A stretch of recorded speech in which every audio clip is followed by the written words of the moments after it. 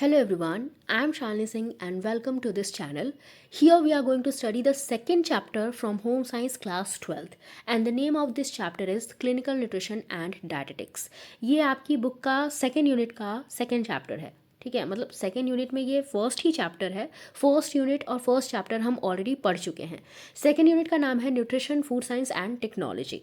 तो स्टार्ट करते हैं इस चैप्टर को. देखो, सबसे पहले यहाँ पे न्यूट्रिशन की बात की गई है कि न्यूट्रिशन क्या होता है.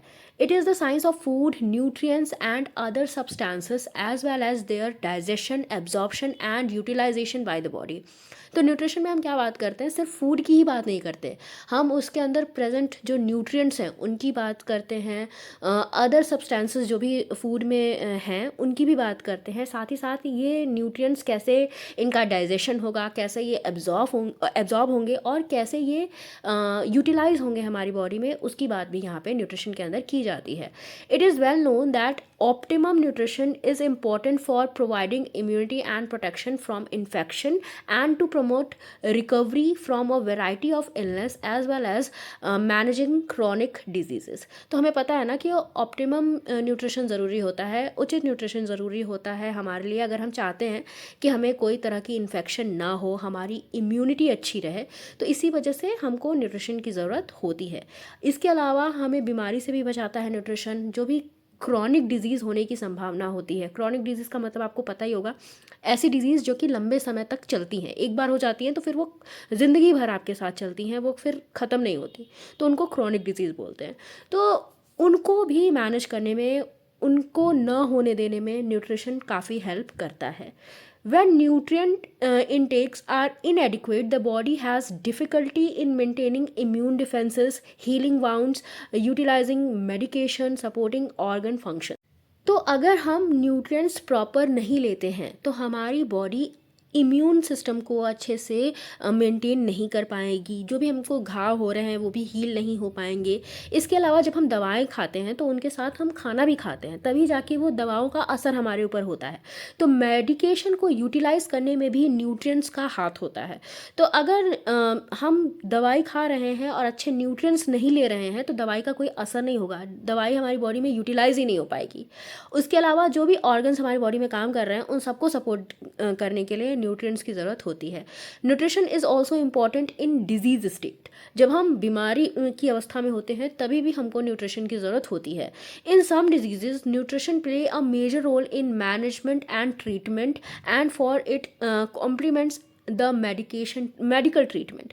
तो कुछ डिजीज़ में क्या होता है, न्यूट्रिशन बहुत इंपॉर्टेंट रोल प्ले करता है, और ये मैंने अभी ऑलरेडी बता दिया है कि मेडिकेशन को भी यूटिलाइज करने में ये हेल्प करता है. Also illness and disease can result in nutrient imbalance even in a person who previously had good nutritional status. देखो, कभी कभी ऐसा होता है ना कि हम बहुत अच्छा खाना खाते रहते हैं लेकिन बीमारी होती है और अचानक से हमारा न्यूट्रिशनल स्टेटस एकदम से गिर जाता है. तो बहुत अच्छा अगर हमारा पहले न्यूट्रिशनल स्टेटस था भी, तभी भी बीमारी की अवस्था में क्या होता है, वो ख़राब हो जाता है. तो बीमारी की अवस्था में भी उसको अच्छा बनाए रखने का काम कौन करता है, क्लिनिकल न्यूट्रिशन करता है. ठीक है, क्लिनिकल न्यूट्रिशन में क्या होता है, आपको बीमारी की अवस्था में भी न्यूट्रिएंट्स दिए जाते हैं ताकि आपको बीमारी से लड़ने के लिए भी ताकत मिलती रहे और जो भी आपका लॉस हो रहा है न्यूट्रिएंट्स का, वो भी आपकी बॉडी में ठीक ठाक बना रहे. Poor nutrition not only leads to health problem but also can make existing problems worse. तो देखो, ऐसा नहीं है कि सिर्फ हम न्यूट्रिएंट्स नहीं लेंगे तो हमारी हेल्थ बिगड़ेगी. नहीं, अगर हमको ऑलरेडी कोई बीमारी है ना तो वो बीमारी और भी ज़्यादा भयंकर हो जाएगी, बहुत ज़्यादा वर्स कंडीशन में चली जाएगी अगर हम न्यूट्रिएंट्स अच्छी तरह से नहीं लेते हैं. तो एक ऐसा स्पेशलाइज्ड एरिया जो कि न्यूट्रिशन से डील करता है उसको क्लिनिकल न्यूट्रिशन बोलते हैं. In recent times this field is called medical nutrition therapy. आजकल इसको मेडिकल न्यूट्रिशन थेरेपी भी बोलते हैं. अब हम पढ़ेंगे सिग्निफिकेंस कि ये जो न्यूट्रिशन है, क्लिनिकल न्यूट्रिशन है, इसका क्या सिग्निफिकेंस है, क्यों आज के समय में ये बहुत ज़्यादा ज़रूरी है. तो देखो, आजकल हेल्थ प्रॉब्लम्स बहुत ज़्यादा हो रही है और जब भी हमको हेल्थ प्रॉब्लम होती है तो हमारे न्यूट्रिशनल स्टेटस पे इसका बुरा असर पड़ता है. कैसे बुरा असर पड़ता है, क्योंकि हम अच्छे से खा नहीं पाते, हम अच्छे से सॉलो भी नहीं कर पाते, हमारा डाइजेशन, एब्जॉर्प्शन, मेटाबॉलिज्म और एक्सक्रीशन सब बिगड़ जाता है। तो क्लिनिकल न्यूट्रिशन क्या करता है, फोकस करता है न्यूट्रिशनल मैनेजमेंट में कि कैसे हम अपनी बॉडी में न्यूट्रिशनल मैनेजमेंट कर सकते हैं। It is important to ensure that the person is adequately nourished and the person who delivers this service is a trained dietitian, medical nutrition therapist, clinical nutritionist. तो जो भी पर्सन ये जो clinical nutrition की therapy दे रहा है वो खुद भी नरिश्ड होना चाहिए और उसको अच्छे से सारी चीज़ों का पता होना चाहिए कि कौन सी बीमारी में कौन सा न्यूट्रिएंट ज़्यादा ज़रूरी है। The professional clinical nutritionist dietitian uses a systematic and logical approach to the nutrition care process, focusing on each person patient's unique needs and addresses them in an individualistic and holistic manner। तो देखो, ऐसा नहीं है ना कि जो nutrient की मुझे ज़रूरत है वही न्यूट्रिएंट की दूसरे को भी ज़रूरत हो। तो हर पर्सन की बॉडी नीड अलग अलग होती है, सबको न्यूट्रिएंट्स की ज़रूरत अलग अलग होती है क्योंकि सबको बीमारियां हो सकती हैं, अलग अलग हो सकता है सबकी बॉडी में न्यूट्रिशनल स्टेटस अलग अलग हो सकता है किसी में किसी चीज़ की कमी हो, किसी में किसी न्यूट्रिएंट की कमी हो। तो इस तरह से जो क्लिनिकल न्यूट्रिशनिस्ट होता है ना वो इंडिविजुअली सबको ध्यान में रख के, मतलब हर एक पर्सन को ध्यान में रख के उसकी नीड के हिसाब से पूरा डाइट चार्ट प्लान करता है। The patient is the primary focus of the nutritional care process. तो हम ये नहीं देखते हैं कि बाकी क्या खाना चाहिए, क्या सबके लिए अच्छा है। उस पेशेंट की इंडिविजुअल नीड का ध्यान रखना होता है। हो सकता है उस पेशेंट को किसी चीज़ से एलर्जी हो, ठीक है, जो मतलब ऐसी चीज़ जो कि इस बीमारी में खानी ज़रूरी है लेकिन उस पेशेंट को उस चीज़ से एलर्जी हो, तो फिर ये चीज़ भी ध्यान रखनी पड़ेगी क्लिनिकल न्यूट्रिशनिस्ट को या डाइटिशियन को। The clinical nutritionist, medical nutrition therapist, इसको आप डाइटिशियन भी बोल सकते हो, plays an important role in prevention of diseases and promotion of good health besides recommending therapeutic diet for management of various disease. तो एक क्लिनिकल न्यूट्रिशनिस्ट क्या करता है, हमें डिजीज़ से बचाने में हेल्प करता है, साथ ही साथ ये गुड हेल्थ को प्रमोट करता है और हमारे लिए ये थेरेपेटिक डाइट को प्लान करता है ताकि डिजीज़ की कंडीशन में भी हमको अच्छी डाइट मिले जिससे हमारी थेरेपी हो सके। अब नई साइंटिफिक नॉलेज आई है जिसकी वजह से नए नई चीज़ें हमें पता चली हैं। इवन हमें न्यूट्रिशनल असेसमेंट के भी नए मेथड पता चले हैं कि कैसे न्यूट्रिशनल असेसमेंट किया जाता है। न्यूट्रिशनल असेसमेंट क्या है, ये पता लगाना कि किस व्यक्ति के बॉडी में न्यूट्रिशन का स्टेटस क्या है। इन टेक्निक्स के आने से क्लिनिकल न्यूट्रिशनिस्ट को बहुत ज़्यादा हेल्प मिलती है कि वो अच्छे से असेस कर पाएँ न्यूट्रिशन स्टेटस को और उसके बाद फिर कोई डाइट प्लान बना पाए। अब यहाँ पे इसके बाद हम बात करेंगे कुछ टर्म्स की। सबसे पहले है न्यूट्रास्यूटिकल्स। ये क्या होते हैं, ये ऐसे सब्सटेंसेस हैं जो हमें हेल्थ बेनिफिट्स देते हैं, ठीक है, ये हमारी हेल्थ पे अच्छा कुछ असर डालते हैं। दीज में B components in natural food or food products manufactured wherein specific ingredients have been included to concern health benefit. तो देखो ये नेचुरल फूड में भी हो सकते हैं, मतलब ये न्यूट्रास्यूटिकल्स ऐसा नहीं है कि नेचुरली नहीं हो सकते, नेचुरल फूड में भी ये नेचुरली प्रेजेंट हो सकते हैं। इनके अलावा इनको फूड प्रोडक्ट्स में ऊपर से मिलाया भी जा सकता है ताकि ये हमारी हेल्थ को ये क्या करे, अच्छा करे, ठीक है। मेडिकल फूड्स ये क्या होते हैं, ये वो प्रोडक्ट्स होते हैं जो कि ऐसे पर्सन को दिए जाते हैं जिनको कुछ स्पेसिफिक नीड्स होती हैं। मतलब हर पर्सन को ये मेडिकल फूड आप नहीं दे सकते, नाम से ही समझ में आ रहा है कि दवाई वाला फूड है, मतलब ऐसे पर्सन को दिया जाएगा जिसको इसकी ज़रूरत होगी। Such foods are regulate and can be used only with a doctor's prescription for the specific dietary management of a disease or condition. मैंने बताया ना कि सबको नहीं दे सकते, सिर्फ कुछ स्पेशल कंडीशन में ही ये दिया जाता है, डॉक्टर के प्रिस्क्रिप्शन पे ही दिया जा सकता है, ठीक है। फिर है फाइटोकेमिकल्स और बायोएक्टिव कंपाउंड्स, चाहे फाइटोकेमिकल बोल लो या बायोएक्टिव कंपाउंड बोल लो, ये क्या होते हैं, ये नॉन न्यूट्रिएंट होते हैं, मतलब इनसे हमको किसी भी तरह का न्यूट्रिशन नहीं मिलता, लेकिन फिर भी ये फूड में होते हैं ताकि ये क्या करें, हमारी हेल्थ को अच्छा रख पाएँ, ठीक है। देखो लिखा है non nutrient constituents present in food that have physiological or biological activity and influence health. इनकी कुछ फिजियोलॉजिकल एंड बायोलॉजिकल एक्टिविटी होती है जो हमारे हेल्थ पे अच्छा प्रभाव ही डालती है, ठीक है। अब नेक्स्ट है हमारा इसका topic objective of diet therapy. Diet therapy क्या होती है, क्या उसका पर्पस होता है, क्या उसका ऑब्जेक्टिव होता है, क्यों डाइट थेरेपी दी जाती है। तो आपसे क्वेश्चन में पूछा जा सकता है कि ऑब्जेक्टिव्स बताओ डाइट थेरेपी के। पहला है formulation of the diet to meet the needs of a patient taking into consideration her or his food habit. जब डाइट थेरेपिस्ट कोई डाइट चार्ट बनाता है पेशेंट के लिए, तो वो हमेशा पेशेंट की फूड हैबिट्स को ध्यान में रखता है कि पेशेंट को क्या पसंद है, क्या नहीं पसंद है, किस फूड से उसको एलर्जी है। ये सारी चीज़ें ध्यान में रख के ही डाइट प्लान बनाया जाता है। Modification of the existing diets to ameliorate the disease condition and to keep it under control. तो एग्जिस्टिंग डाइट में ही थोड़ा मोड़ा मॉडिफिकेशन किया जाता है ताकि डिजीज कंडीशन को सुधारा जा सके और उसको कंट्रोल में रखा जा सके। करेक्शन ऑफ न्यूट्रिशनल डेफिशिएंसीज, अगर एग्जिस्टिंग डाइट में कोई न्यूट्रिशनल डेफिशिएंसी है, कोई न्यूट्रिशन कम है, तो उसको भी करेक्ट करने की कोशिश की जाती है। उस न्यूट्रिएंट को ज़्यादा दिया जाता है ताकि उसकी कमी ना हो पेशेंट को। Prevention of short term and long term complications in case of chronic disease.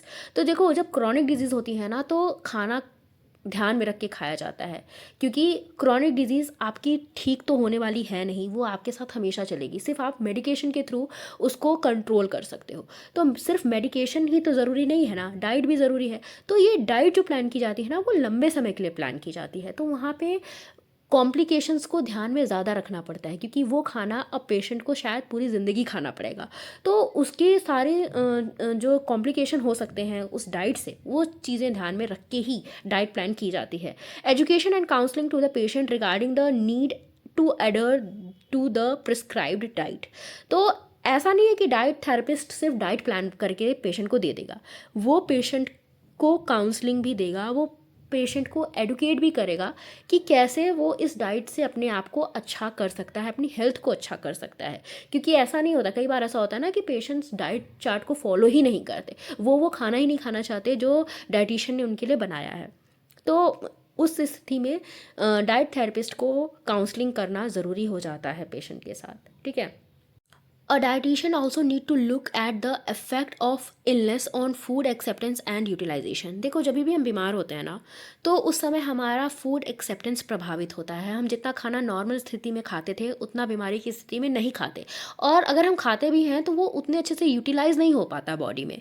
तो डाइटिशियन ये सब चीज़ें भी ध्यान में रखता है। Some of the factors that are considered include, तो कुछ फैक्टर डाइटिशियन कंसीडर करता है जो इस प्रकार हैं। पहला है न्यूट्रिशनल स्ट्रेस, कि न्यूट्रिशनल स्ट्रेस कैसा है, कैसा न्यूट्रिएंट हम ले रहे हैं, कैसा न्यूट्रिएंट हमारी बॉडी में जा रहा है और वो किस तरह से एब्जॉर्ब हो रहा है, एब्जॉर्ब हो भी रहा है या नहीं हो रहा है। साइकोलॉजिकल स्ट्रेस, अगर कोई साइकोलॉजिकल स्ट्रेस है हमारे ऊपर, मानसिक स्ट्रेस है, तो वो भी देखता है डाइटिशियन। क्योंकि होता है ना कि कभी कभी हम खाना अच्छा ले रहे हैं, न्यूट्रिएंट भी अच्छे ले रहे हैं, लेकिन हमारी दिमागी स्थिति इस तरह की नहीं है कि हम उसको अच्छे से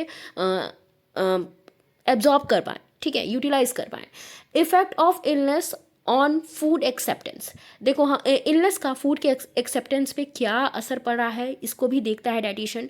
acceptability of modified therapeutic diets, जब हम बीमार होते हैं तो वैसे भी हमें कोई खाना अच्छा नहीं लगता, और जो थेरेपेटिक डाइट है वो हमें थेरेपी के लिए ही दी जा रही है, तो उतनी टेस्टी तो वो होगी नहीं, तो वो उसकी भी एक्सेप्टेबिलिटी क्या होती है, कम ही रहती है पेशेंट्स में। तो वो चीज़ भी डाइटिशियन ध्यान में रखता है। कभी कभी हम तो उसको ज़बरदस्ती खा भी लेते हैं, फिर भी हमारा बॉडी उसको एक्सेप्ट नहीं कर पाता। नेक्स्ट है nutritional care during illness is an organised group of activities and consist of, तो जो न्यूट्रिशनल केयर है ना इलनेस के समय पे, उसमें सिर्फ ये नहीं कि अच्छा खाना दे दो, वो एक पूरी ग्रुप ऑफ एक्टिविटीज़ है जिसमें बहुत सारी एक्टिविटीज़ का ध्यान रखना पड़ता है। सिर्फ खाना अच्छा देने से नहीं हो जाएगा। देखो, तो उसमें क्या क्या चीज़ों का ध्यान रखना है। पहला है असेसिंग न्यूट्रिशनल स्टेटस, समय समय पे न्यूट्रिशनल स्टेटस को असेस करना है कि क्या स्टेटस है। डायग्नोसिस ऑफ न्यूट्रिशनल प्रॉब्लम, अगर कोई न्यूट्रिशनल प्रॉब्लम आ रही है तो उसका डायग्नोसिस करना। Planning and prioritising nutritional intervention to meet nutritional needs, nutritional interventions को क्या करना है, प्रायोरिटाइज करना है। मतलब कैसे क्या खाना दोगे, कब दोगे, कैसे दोगे कि न्यूट्रिशनल नीड जो है वो पूरी हो पाएंगी पेशेंट की। Monitoring and evaluating nutritional care outcomes and making changes if necessary. तो लगातार समय समय पे मॉनिटरिंग की जाती है, न्यूट्रिशनल असेसमेंट किया जाता है, जिससे ये देखा जा सके कि जो भी न्यूट्रिएंट हम दे रहे हैं वो पेशेंट को असर कर भी रहा है कि नहीं। अगर नहीं कर रहा है तो उसमें जो भी ज़रूरी चेंजेस होने हैं वो एक डाइट थेरेपिस्ट करेगा, ठीक है। अब है रोल ऑफ न्यूट्रिशनिस्ट। एक डाइट थेरेपिस्ट का, एक न्यूट्रिशनिस्ट का या एक डाइटिशियन का क्या रोल होता है। तो सबसे पहला है plan diets appropriately to meet the nutritional requirement at various stages of life cycle. देखो, ऐसा ज़रूरी नहीं ना कि जो बच्चे को खाना चाहिए वही एक बूढ़े व्यक्ति को भी चाहिए। हर व्यक्ति की न्यूट्रिशनल रिक्वायरमेंट अलग अलग होती है, तो उस रिक्वायरमेंट का ध्यान रखते हुए डाइटिशियन क्या करता है, डाइट को प्लान करता है। Modified diet in various disease condition keeping in mind the physical state, occupation, cultural, ethnic and socio economic background, the treatment regime and the individuals likes and dislikes। तो बहुत सारी चीज़ों को ध्यान में रखता है न्यूट्रिशनिस्ट। सिर्फ ऐसे ही डाइट प्लान नहीं कर देता। ये चीज़ मैंने ऑलरेडी बताई है कि पसंद नापसंद का तो ध्यान रखा ही जाता है, फिजिकल स्टेट का भी ध्यान रखा जाता है, पेशेंट का ऑक्यूपेशन क्या है, वो क्या काम करता है, इसका भी ध्यान रखा जाता है, वो किस कल्चरल बैकग्राउंड से आता है, उसका सोशियो इकोनॉमिक बैकग्राउंड कैसा है, ये भी ध्यान में रखा जाता है। तो बहुत सारी चीज़ें हैं जो कि ध्यान में रख के तब डाइट प्लान की जाती है। थर्ड है plan diets for athletes, sport persons, for individual in special situation such as nutrition in space, persons working in submarines, defence personnel, industrial workers etcetera. तो इन सब के लिए जो एक इंडस्ट्रियल वर्कर है या डिफेंस पर्सनल है या सबमरीन में कोई व्यक्ति काम कर रहा है, तो सबका न्यूट्रिशनल रिक्वायरमेंट अलग अलग है, तो उनके लिए भी एक न्यूट्रिशनिस्ट क्या करता है, डाइट प्लान करता है। Promote health and well-being of patients admitted to hospitals or in outpatient clinic as well as institutional settings. तो हॉस्पिटल के अलावा जो भी इंस्टीट्यूशनल सेटिंग्स होते हैं, हॉस्टल्स होते हैं, वहाँ पे भी डाइट थेरेपिस्ट होते हैं, डाइटिशियन होते हैं जो कि डाइट प्लान करते हैं। Manage food service in a variety of institutional settings such as old age home, schools, orphanages, etc। तो यहाँ पे भी डाइट प्लान एक डाइटिशियन करता है, आपको पता है ना, स्कूल्स में, ओल्ड एज होम में, ऑर्फेनेजेस में, हॉस्टल्स में। Help patient with chronic diseases such as diabetes and heart disease in management to prevent complications and improve quality of life। तो जो भी chronic disease से पेशेंट जूझ रहे हैं उनके लिए भी डाइट प्लान करता है एक डाइटिशियन, ताकि वो अपनी लाइफ को अच्छे से जी पाएँ, क्वालिटी लाइफ स्पेंड कर पाएँ। Promote better health in the community and better efficacy of service in healthcare institution establishment in term of better patient care management, holistic care and contribute to better survival and recovery। तो जो भी health care institutions होते हैं वहाँ पे भी क्या करता है, बेटर हेल्थ को प्रमोट करता है एक डाइटिशियन, ताकि अच्छी हेल्थ दी जा सके। जो भी रिकवरी हो रही है, देखो हम कहते हैं ना कि अगर हम अच्छा खाना खाएंगे तो हमारी रिकवरी अच्छी होगी। अगर हम बीमार हैं, हमारी कोई सर्जरी वगैरह हुई है, तो न्यूट्रिएंट्स के थ्रू वो सर्जरी अच्छे से ठीक हो सकती है, मतलब उसमें जो भी हमें ऑपरेशन के थ्रू जो भी टाँके वगैरह लगे हैं वो अच्छे से ठीक हो सकते हैं। तो उस समय भी डाइटिशियन बहुत इंपॉर्टेंट रोल प्ले करता है। अब हमारा नेक्स्ट टॉपिक है nutritional assessment. It is required to obtain information on the patient's nutritional status and nutritional needs। तो देखो, पेशेंट का न्यूट्रिशनल स्टेटस क्या है उसको जानने के लिए हम क्या करते हैं, न्यूट्रिशनल असेसमेंट करते हैं। कैसे करेंगे, क्या क्या चीज़ें इसमें इन्वॉल्व होती हैं। पहला है obtaining detailed information on health, diet, personal and medication histories. पूरा हिस्ट्री देखेंगे उस पेशेंट का कि उसका हेल्थ कैसा था, उसकी डाइट कैसी थी, मतलब पास्ट ईयर्स की भी हम पूरी हिस्ट्री उनकी देखेंगे कि कोई ऐसी मेडिकेशन हिस्ट्री तो नहीं है, कोई ऐसी दवा तो उसने नहीं ली है जिसका बुरा असर पड़ सकता है हेल्थ पे। तो वो सारी चीज़ें ध्यान में रखी जाती है। एंथ्रोपोमेट्रिक मेजरमेंट्स, उसका पूरा बॉडी का मेजरमेंट लिया जाता है, कितनी हाइट है, कितना वेट है, ठीक है, तो इसको बोलते हैं एंथ्रोपोमेट्रिक मेजरमेंट्स। थर्ड है relating the information on laboratory and physical measurement with the above and physician diagnosis. तो लैब में और फिज़िकल मेजरमेंट्स के थ्रू जितनी भी जानकारी मिलती हैं उनको रिलेट किया जाता है, उनको देखा जाता है, फिर इंटरप्रेट किया जाता है कि क्या पोटेंशियल न्यूट्रिशनल डेफिशिएंसीज हो सकती हैं, मतलब क्या क्या डेफिशिएंसीज हो सकती हैं पेशेंट को, और क्या क्या डेफिशिएंसी होने का फ्यूचर में चांस है, ये भी देखा जा सकता है कि मतलब क्या थी, क्या हो सकती हैं और क्या अभी मतलब फ्यूचर में होंगी। ठीक है, तो ये सारी चीज़ें पता लगाई जाती हैं न्यूट्रिशनल असेसमेंट में। इसके बाद नेक्स्ट है टाइप ऑफ डाइट्स, कि किस टाइप की डाइट्स होती हैं। तो सबसे पहले तो एक रेगुलर डाइट होती है जिसको हम स्टैंडर्ड डाइट भी बोलते हैं, जो हम सब लेते हैं। It is one that include all groups of foods and meets the needs of healthy individual. अगर कोई हेल्दी इंडिविजुअल है तो उसको ये रेगुलर डाइट ही दी जाती है। इसमें सभी फूड होते हैं, किसी भी तरह का रोक टोक नहीं होता कि ये नहीं खाओ वो नहीं खाओ, हेल्दी खाना खाओ। ठीक है, उसको बोलते हैं रेगुलर डाइट। फिर है मॉडिफाइड डाइट। मॉडिफाइड डाइट क्या होती है, ये पेशेंट्स को दी जाती है, जिसमें आपकी रेगुलर डाइट में थोड़ा सा मॉडिफिकेशन कर दिया जाता है आपकी न्यूट्रिशनल नीड्स के हिसाब से। These are those that are adjusted to meet the medical needs of a patient। मैंने बताया ना कि मेडिकल नीड्स को पूरा करने के लिए इसमें रेगुलर डाइट में थोड़ा सा एडजस्टमेंट किया जाता है। अब इसमें क्या क्या चीज़ें इन्वॉल्व होती हैं, पहला है चेंज इन कंसिस्टेंसी और टेक्सचर। तो क्या होता है, अगर कोई पर्सन है जो अच्छे से सॉलो नहीं कर पा रहा है, चबा नहीं पा रहा है, तो फूड की कंसिस्टेंसी में, उसके टेक्सचर में थोड़ा सा चेंज कर दिया जाता है, तो ये भी तो मॉडिफिकेशन ही हुआ। एंड इंक्रीज एंड और decrease in the energy intake.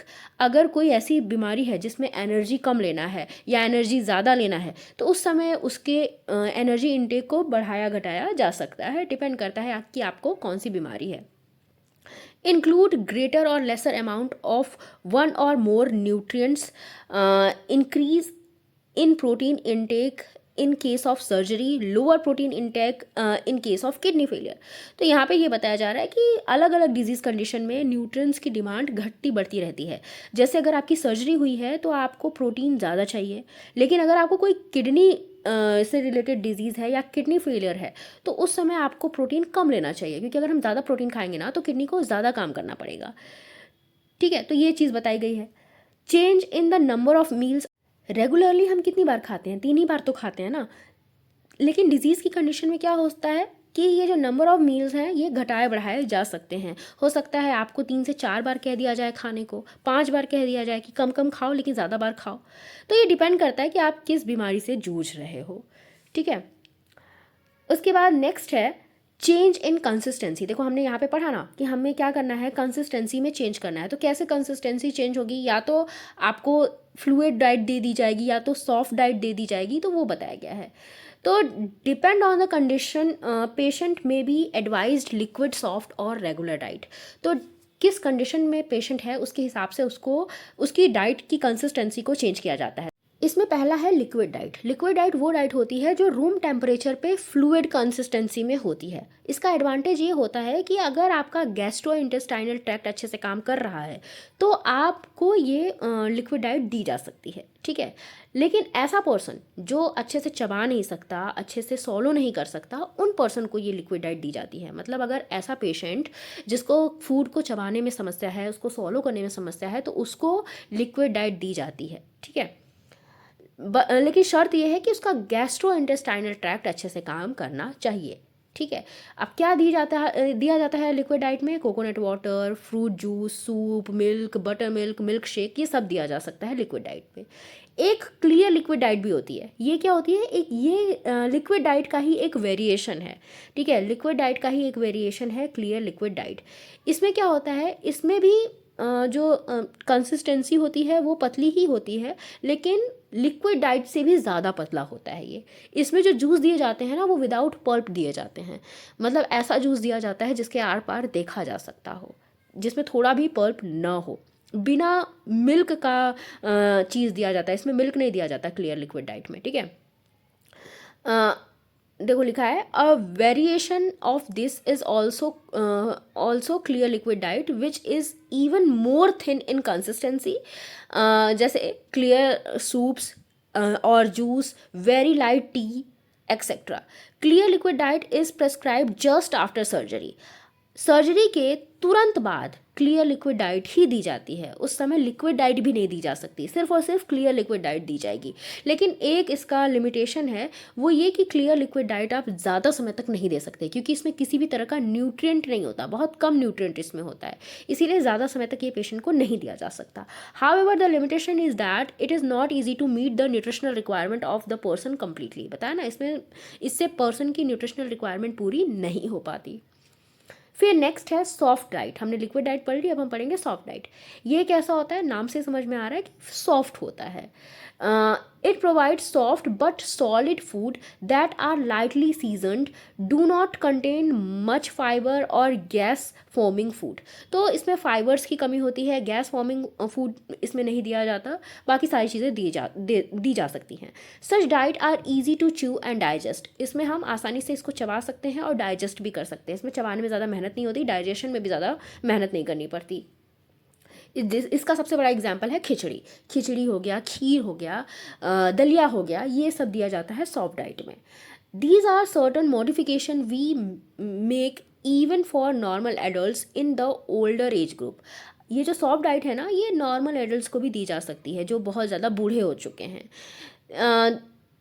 This is called mechanical soft diet. हाँ देखो, मैकेनिकल सॉफ्ट डाइट क्या होती है, ये नॉर्मल फूड ही होता है, ठीक है, हमारी रेगुलर डाइट ही होती है, स्टैंडर्ड डाइट ही होती है, बस उसको क्या कर दिया जाता है, सॉफ्ट कर दिया जाता है या मैश करके उनको दे दिया जाता है। जैसे रोटी वो नहीं खा सकते, तो रोटी को बहुत ज़्यादा मैश करके, आपने देखा होगा बूढ़े लोगों को जिनके दांत नहीं होते, वो रोटी को बहुत ज़्यादा मैश करके खाते हैं, तो उनको थोड़ा सा मैश करके खाना दिया जाता है, उसी को मैकेनिकल सॉफ्ट डाइट बोला जाता है। ठीक है, उनको कोई बीमारी नहीं है, लेकिन फिर भी वो चबा नहीं पा रहे हैं, उनको च्यूइंग प्रॉब्लम है, इसलिए उनको ऐसा खाना दिया जाता है। ठीक है, नेक्स्ट है फीडिंग रूट्स। अब हमने डाइट तो पढ़ लिया, अब हम पढ़ेंगे फीडिंग रूट्स कौन कौन से है। एक तो आप जानते ही हो कि मुंह के थ्रू खाना, माउथ के थ्रू तो सबसे बेस्ट है, लेकिन नॉर्मल कंडीशन में ही आप मुंह से खा सकते हो। अगर आप बीमार हो या आपकी सर्जरी हुई है या आप मुंह से खाना नहीं खा पा रहे हो, तो उस समय आपको अलग तरीके से खाना दिया जाता है, उसी को हम फीडिंग रूट के अंदर पढ़ेंगे कि कौन कौन से फीडिंग रूट्स हैं।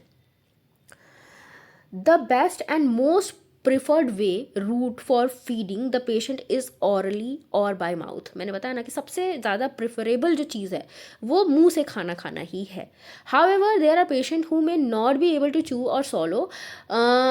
देखो, कुछ ऐसे भी पेशेंट्स होते हैं ना जो चबाने में या सॉलो करने में एबल नहीं हो पाते, तो वो कौन से पर्सन होते हैं, जैसे अगर कोई पर्सन बेहोश है, ठीक है, 2-3 दिन वो बेहोश है या कोमा में है, तो उस समय हमको उसको न्यूट्रिएंट तो देने हैं, तो हम मुंह से तो उसको खिला नहीं सकते क्योंकि वो खा नहीं पाएगा। तो ऐसे सिचुएशन में अलग से फीडिंग रूट्स का इस्तेमाल किया जा सकता है। ठीक है, और अगर ईसोफेगस में भी कोई प्रॉब्लम है तो उस समय में भी अलग से खाना दिया जाता है। तो 2 ऑप्शन है फीडिंग रूट्स के। पहला तो है ट्यूब फीडिंग, दूसरा है इंट्रावेनस फीडिंग। ट्यूब फीडिंग क्या होती है, which is introduced through the nose into the stomach. नाक से होते हुए ये क्या की जाती है, स्टमक में डाली जाती है, इसको ट्यूब फीडिंग बोलते हैं। ठीक है, इसमें खाना कहाँ से जाता है, नाक से जाता है, मुंह से नहीं जाता। इंट्रावेनस फीडिंग में आपको पता है वेन्स के थ्रू आपको न्यूट्रिएंट्स पहुँचाए जाते हैं। ट्यूब फीडिंग में क्या होता है, जो न्यूट्रिशनली कंप्लीट फूड होते हैं उनको ट्यूब से हमारे शरीर में पहुंचाया जाता है। These are preferred over intravenous feeding. Intravenous feeding से ज़्यादा इसको प्रेफर किया जाता है। देखो, सबसे प्रेफरेबल तो मुंह से है, सेकेंड नंबर पे ट्यूब फीडिंग है। अगर ट्यूब फीडिंग भी नहीं दी जा सकती, तब जाके लास्ट ऑप्शन होता है इंट्रावेनस फीडिंग। ठीक है, which is introduced through the nose into the stomach as long as the gastrointestinal tract is functional and the person is able to digest and absorb। तो अगर पेशेंट का gastro intestinal tract अच्छे से काम कर रहा है, वो डाइजेशन कर पा रहा है, वो फूड को एब्जॉर्व कर पा रहा है, तब तक हम ट्यूब फीडिंग दे सकते हैं। लेकिन अगर गैस्ट्रो इंटेस्टाइनल ट्रैक्ट भी अच्छे से काम नहीं कर रही है, तब इंट्रावेनस फीडिंग दी जाती है, वेन्स के थ्रू खाना पहुंचाया जाता है। Intravenous feeding means that the person is nourished with special solution which are given through a drip in a vein. तो इंट्रावेनस फीडिंग में क्या किया जाता है, एक ड्रिप लगा दी जाती है आपकी वेन्स में, और फिर आपको कुछ स्पेशल सोल्यूशन उस ड्रिप के थ्रू आपकी वेन में पहुंचाए जाते हैं। ठीक है, मतलब न्यूट्रिशन आपको खाने के थ्रू नहीं दिया जाता, स्पेशल सॉल्यूशंस के थ्रू या दवाइयों के थ्रू दिया जाता है, जो आपको डायरेक्ट वेन में पहुंचाया जाता है। इसके बाद हमारा नेक्स्ट टॉपिक है prevention of chronic disease. Chronic disease से हम कैसे बच सकते हैं। Beside being important for persons with disease, diet and good nutrition as well as healthy lifestyle can control and delay the age of onset of chronic disease. तो देखो patient के लिए तो अच्छा न्यूट्रिशन ज़रूरी है ही, नॉर्मल इंडिविजुअल के लिए भी अच्छा न्यूट्रिशन ज़रूरी है। क्यों? क्योंकि ये हमें क्रॉनिक डिजीज़ से बचा सकता है, या अगर हमें क्रॉनिक डिजीज़ होनी भी है तो वो बहुत बाद में होगी, जल्दी जल्दी नहीं हो जाएगी। आजकल क्या है, छोटे छोटे बच्चों को डायबिटीज़ देखने को मिलती है। क्यों? क्योंकि वो अच्छा न्यूट्रिशन नहीं ले रहे हैं। तो अगर न्यूट्रिशन हम अच्छा लेते हैं तो क्रॉनिक डिजीज़ को हम टाल सकते हैं लंबे समय के लिए। जो आजकल हम खाना खाते हैं ना, वो बहुत ज़्यादा प्रोसेस्ड फूड होता है, उसमें बहुत सारे एडिटिव्स मिले होते हैं, उनमें फ़ैट भी बहुत ज़्यादा होता है, शुगर भी बहुत ज़्यादा होता है, और इतना उनको रिफ़ाइन कर दिया जाता है ना कि उनमें फ़ाइबर की कमी हो जाती है। और फाइबर नहीं है, कोई अच्छे न्यूट्रिएंट्स नहीं है, जिसकी वजह से हेल्थ बेनिफिट्स हमको नहीं मिल पाते हैं। This is why we need help in making appropriate choice. तो हमें अप्रोप्रिएट चॉइस बनाने के लिए हेल्प की ज़रूरत होती है, क्योंकि हमें खुद नहीं पता कि हमें कैसा खाना खाना है, क्योंकि इतने ऑप्शंस हैं ना कि हम कंफ्यूज हो जाते हैं। तो वो चॉइस हमें कौन बनाने में हेल्प करता है? डाइटिशियन हेल्प करते हैं। It is seen that the fat consumption has increased, refined sugar consumption has increased. तो आजकल हम फैट बहुत ज़्यादा खा रहे हैं, रिफाइंड शुगर भी बहुत ज़्यादा खा रहे हैं, और साथ ही साथ फाइबर हम कम खा रहे हैं, मिनरल्स और विटामिन भी हम कम ले रहे हैं। In non-vegetarian population, consumption of animal protein has also increased. भले ही नॉन वेजिटेरियन पॉपुलेशन है, लेकिन फिर भी वो एनिमल प्रोटीन को बहुत ज़्यादा ले रही है। क्यों? क्योंकि वो प्रोसेस्ड फूड बहुत ज़्यादा खा रही है। जब प्रोसेस्ड फूड खा रहे हैं तो उसमें काफ़ी सारे एडिटिव्स मिला दिए जा रहे हैं। It has also been found that high consumption of highly salted convenience foods, processed food, and high sodium content decrease intake of potassium rich food, vegetables, grains, and legumes. Possibly low calcium intake and less physical activities as well as stress are associated with increased risk of hypertension. तो आपको पता है ना, high blood pressure क्यों होता है? क्यों? क्योंकि हम ज़्यादा सॉल्टी फूड खा रहे हैं, जिसमें सोडियम ज़्यादा है, पोटेशियम कम है। तो सोडियम ज़्यादा और पोटेशियम कम, ये भी अच्छा नहीं है। वेजिटेबल और ग्रेन्स हम एकदम खा ही नहीं रहे हैं, दाल वगैरह भी नहीं खा रहे हैं, कैल्शियम का इंटेक भी बहुत ज़्यादा कम होता जा रहा है, फिज़िकल एक्टिविटी भी हमारी कम होती जा रही है। तो ऐसी सिचुएशन में हमें हाइपरटेंशन होगा ही होगा। हाइपरटेंशन मतलब high blood pressure. Clinical nutritionist can play a very important role in prevent development of such problem by providing appropriate diet counseling and guidance। तो इस स्थिति में हमारी हेल्प कौन कर सकता है? डाइटिशियन ही कर सकते हैं, जो हमें काउंसलिंग दे सकते हैं, गाइडेंस दे सकते हैं। They can also be appointed for guidance to various groups such as schools and colleges. School और कॉलेजेस में बच्चे ये फास्ट फूड, जंक फूड बहुत ज़्यादा खाते हैं, तो वहाँ पे भी ये अपॉइंट किए जा सकते हैं, ताकि वो बच्चों को क्या कर सके? गाइडेंस दे सके, उनको उनकी काउंसलिंग कर सकें। ठीक है। नेक्स्ट टॉपिक है हमारा स्कोप एंड करियर, कि अगर आप इस फील्ड में जाना चाहते हो, आप क्लिनिकल न्यूट्रिशन की फील्ड में जाना चाहते हो, क्या स्कोप है आपके लिए, क्या क्या करियर ऑप्शन है आपके लिए। तो सबसे पहला है dietitian with consultants, physician in health clubs. Health club में आप क्या बन सकते हो? डाइटिशियन बन सकते हो। ठीक है। Dietitian in hospital, including specialty departments, a key member to provide nutrition support in the healthcare team। तो आप किसी हॉस्पिटल में डाइटिशियन बन सकते हो, आप किसी हेल्थ केयर डिपार्टमेंट में, हेल्थ केयर टीम में भी आप न्यूट्रिशनिस्ट के रूप में काम कर सकते हो। फ्रीलांस डाइटिशियन बन सकते हो, अपना खुद का बिजनेस स्टार्ट कर सकते हो, खुद जा के लोगों को डाइट थेरेपी दे सकते हो। Dietitian in catering service for hospital, schools, industrial canteens. तो जो भी बड़ी बड़ी कैंटीन्स हैं, हॉस्पिटल बड़े बड़े हैं, उनकी कैंटीन्स में आप डाइटिशियन बन सकते हो। केटरिंग सर्विस में आप डाइटिशियन बन सकते हो वहाँ की। entrepreneur who develop and supply specialty food for specific health purpose। आप ऐसा अपना बिजनेस स्टार्ट कर सकते हो जहाँ पे आप स्पेशल फूड सप्लाई करो। किसके लिए? स्पेशल हेल्थ पर्पस को फुलफिल करने के लिए। मतलब अगर कोई स्पेशल नीड वाला पेशेंट है, जिसको स्पेशल न्यूट्रिशन नीड है, तो उसको क्या कर सकते हो? आप फूड सप्लाई कर सकते हो, वो आपसे खाना लेगा। तो इस तरह से आप एंटरप्रेन्योर भी बन सकते हो, जहाँ पे आप खुद का स्पेशल फूड सप्लाई कर सकते हो। टीचिंग और एकेडमिक्स की फील्ड में भी जा सकते हो, रिसर्च वगैरह कर सकते हो, ठीक है। और न्यूट्रिशन मार्केटिंग भी आप कर सकते हो। तो ये कुछ करियर ऑप्शन है जहाँ पे आप ट्राई कर सकते हो। तो यहाँ पे बेसिकली आप डाइटिशियन बन सकते हो, चाहे वो किसी गवर्नमेंट इंस्टीट्यूशन में हो या आप अपना खुद का कोई बिजनेस स्टार्ट कर सकते हो। तो ये इसी के साथ हमारा ये चैप्टर कंप्लीट होता है। आई होप आपको समझ में आया होगा। फिर भी अगर कोई डाउट हो, कोई सजेशन हो, तो आप कमेंट बॉक्स में उसको पूछ सकते हो। Thank you for watching.